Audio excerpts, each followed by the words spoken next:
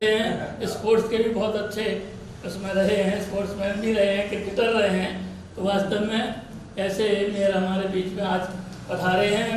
मैं चाहूँगा कि आज हमारे सभी बच्चों को अपना आशीर्वाद प्रदान करें और इनको ऐसी प्रेरणा मिले कि झांसी जनपद में ये जो प्रयास हो रहा है इसमें और संगीत की जो अपनी ऊंचाइयां हैं, तो क्या हम लोग वास्तव में हमारे संगीत का इतिहास जो है बहुत उज्जवल रहा है, बहुत एक प्रकार से समर्थ रहा है। क्योंकि इसमें उस्ताद आदिल खान साहब, शंकर राव पान से, बाले राव साहब, बुंदू उस्ताद, तमाम ऐसे तमाम किरदारी मास्टर साहब और अपने चोपड़ा बंधु प्रकार के कलाकार रहे जिन्होंने वास्तव में बहुत ख्याति अर्जित की और राष्ट्रीय स्तर पर ये कार्यक्रम अपने होते रहे।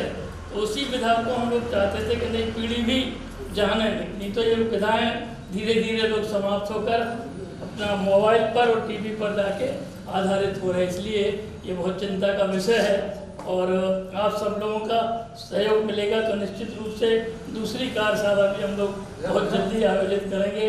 उसमें जो है सितार है और जो बात है यंत्र हैं, तंत्रवाद, उसमें हम चाहते हैं। और नृत्य के गुरु जी बैठे हुए हमारे नवल महाराज जिन्होंने एक आश्रम चला रखा है बच्चों का, वो वहाँ पर समरा शिवराह में बहुत अच्छा आश्रम बनाया आपने, तमाम प्रतिमाएँ लगी हैं वहाँ पर, एक पर्यटक स्थल बन रहा है पूरा। तो लीजिए, मैं चाहता हूँ कि साहब को और भी जगह जाना है तो वो दो शब्द आप सब लोगों के बीच में कहें और संगीत की कैसी प्रेरणा मिल सकती है आपके द्वारा मैं चाहूँगा कि आदरणीय श्री।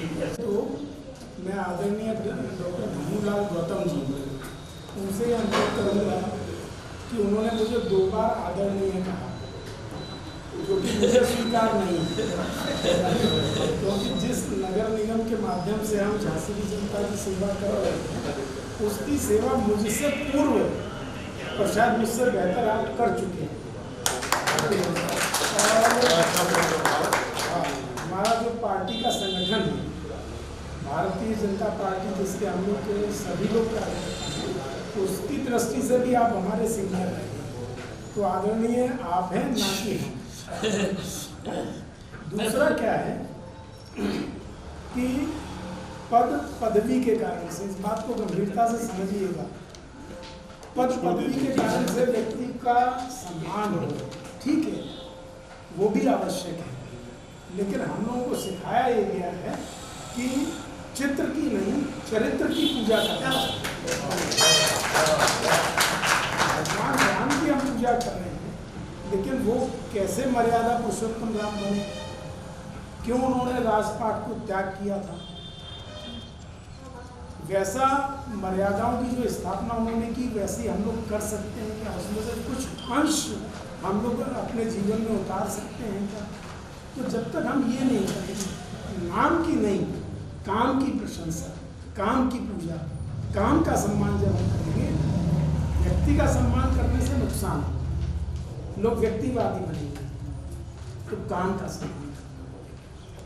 जहाँ तक आप लोग संगीत की इस कार्यशाला में भाग ले रहे हैं, सीख रहे हैं, तो आदरणीय डॉक्टर धनुलाल गौतम जी ने कहा कि मैं अच्छा क्रिकेटर रहा हूँ, अच्छा एथलीट रहा हूँ, या सोशल वर्किंग में मैंने पर्यावरण में भी बहुत काम किया, एजुकेशन में भी मैंने बहुत काम किया। पहले मैं CPMT कोचिंग क्लासेज चलाता था ऐसी झांसी। हर वर्ष 30-40 लोग हमारे यहाँ से CPMT ग्रेड करके MBBS करने हिंदुस्तान के विभिन्न मेडिकल कॉलेजेस में जाते थे।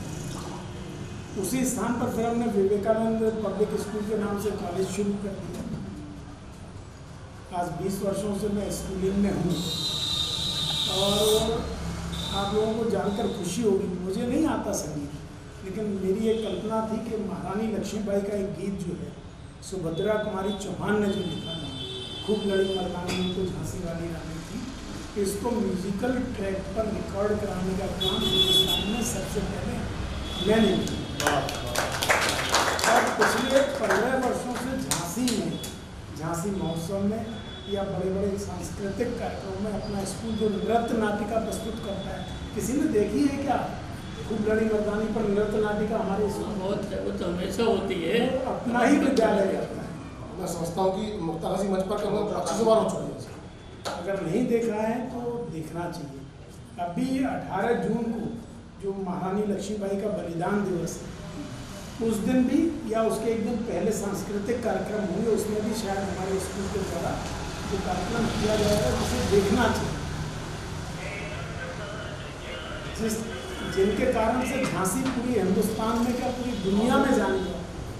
झांसी का अपना एक अलग इतिहास है, कोई भी शहर हजारों साल पुराना हो सकता है, लेकिन उस शहर को ऐतिहासिकता प्रदान करने का काम महारानी लक्ष्मीबाई ने किया, तो उनके बारे में हमें जानना चाहिए। अब संगीत की बात आती है तो संगीत में हम जी रहे हैं, हमें सारे गामा पाधाना संगीत अगर बजे कोई कहे कि उसके सुर को पकड़ के बताइए किस गाने की धुन है तो मैं नहीं पकड़ सकता। लेकिन जो प्रशिक्षण प्राप्त कर रहे हैं, जो प्रशिक्षु हैं, उनसे मैं एक बात कहना चाहता हूँ कि संगीत ईश्वर की साधना है। इसको आप इस रूप में लीजिए, क्योंकि नाद ही, स्वर ही पहले इस संसार में आया, उसके बाद अन्य सारी चीजें। तो नाद और निनाद की जो कल्पना की जाती है वो संगीत है। तो संगीत ईश्वर की और प्रकृति की साधना है। दूसरी बात क्या है कि जैसे टीवी पर हम देखते हैं छोटे छोटे बच्चों के डांस के कॉम्पिटिशन्स आते हैं, वो शोज का मुझे नाम नहीं मालूम सही। ऐसे ही गाने के भी बहुत सारे ऐसे टीवी पर कौन कौन से शो आते हैं इस टाइप के। मैं अभ्यासी नहीं हूँ उनको देखने का। टीवी जब मैं देखता हूँ तो कोई न्यूज़ वगैरह सुनने की कोशिश से, लेकिन वो देख करके ये लगता है कि किसी भी क्षेत्र में, चाहे नृत्य हो, चाहे गायन हो और चाहे वादन हो, तीनों विधाओं में कंपटीशन बहुत बहुत बड़ा कंपटीशन है, गहरा कंपटीशन है, जिसे कहना चाहिए थ्रोट कट कंपटीशन। इस शब्द को समझते हैं ना, गला काट प्रतिस्पर्धा। प्रत्येक क्षेत्र में ऐसे ही संगीत के क्षेत्र में भी है। अगर आप लोगों को ये संगीत सीख करके और स्वहिता सीखना है तो कोई बात नहीं, आपने सीख लिया, अपने आनंद के लिए उसे घर में गा सकते हैं, वाद्य यंत्र को बजा सकते हैं। लेकिन अगर आपको किसी प्लेटफॉर्म पर आगे बढ़ना है, झांसी के स्तर पर, प्रदेश के स्तर पर या देश के स्तर पर, तो निश्चित रूप से आपको इसके लिए कठिन परिश्रम करना पड़ेगा, तब आप आगे आएंगे। और कठिन परिश्रम माने क्या? साधारण परिश्रम नहीं, कठिन परिश्रम। और कठिन परिश्रम कब होगा? जब आप अपने कंफर्ट जोन से बाहर आने की आदत है। कंफर्ट जोन क्या होता है समझते हैं आप लोग? आरामदायक परिस्थितियाँ। अब जैसे इस समय पंखे चल रहा होता तो हम लोग को अच्छा लग रहा होगा, एसी चल रहा होगा और अच्छा लग रहा होगा, लेकिन ये दोनों बंद हैं तो हम अपने कंफर्ट जोन में नहीं हैं, और कंफर्ट जोन में ना रहते हुए भी हम काम कर रहे हैं। यही करना है।